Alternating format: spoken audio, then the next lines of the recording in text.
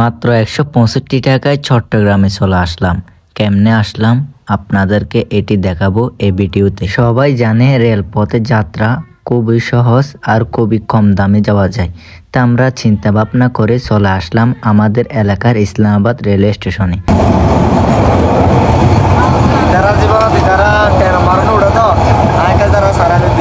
আমি মনে করি যাতায়াত পথে সবচেয়ে নিরাপদ রেলপথ।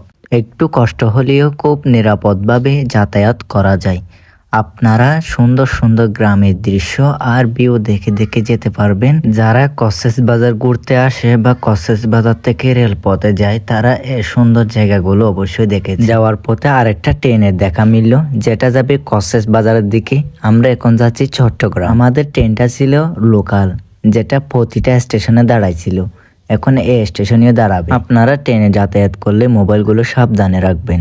যে কোনো স্টেশনে দাঁড়ালে কিন্তু এখানে অনেক ছিনতাইকারী থাকে, আপনাদের মোবাইলটা হাতিয়ে নিয়ে যেতে পারে। আমার চোখের সামনে অনেকের মোবাইল কিন্তু নিয়ে গেছে, তাই আপনাদেরকে সাবধান করতেছি, আপনারা নিজ মোবাইল নিজ দায়িত্বে রাখবেন। ট্রেনের জানলার পাশে সিট পেলে অনেক সুন্দর সুন্দর ভিউ দেখে দেখে কিন্তু যেতে পারবেন। ট্রেনে যদি আপনি আরামদায়কভাবে যাতায়াত করতে চান তাহলে টিকিট অনলাইন থেকে আগে থেকে কেটে রাখবেন। যদি আপনি টিকিট না পান তাহলে আপনার পুরো রাস্তা আপনার থেকে দাঁড়িয়ে যেতে হবে, যেটা অনেক কষ্ট হয়।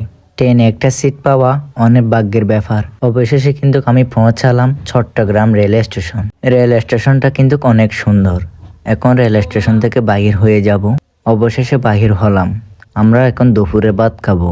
আমরা বাসা থেকে বাইর হয়েছিলাম 10টায়, এখন সন্ধ্যা 4টা। তো আমাদের খিদা অনেক লেগেছে, তো আমরা একটা হোটেলে ঢুকে ভাত খেয়ে নিলাম। ভাত খাওয়ার পর একটু বাহিরে হাঁটলাম, তারপর সন্ধ্যা হয়ে গেল। আমরা কিন্তু রাত 11টায় সিলেটের দিকে রওনা দিব।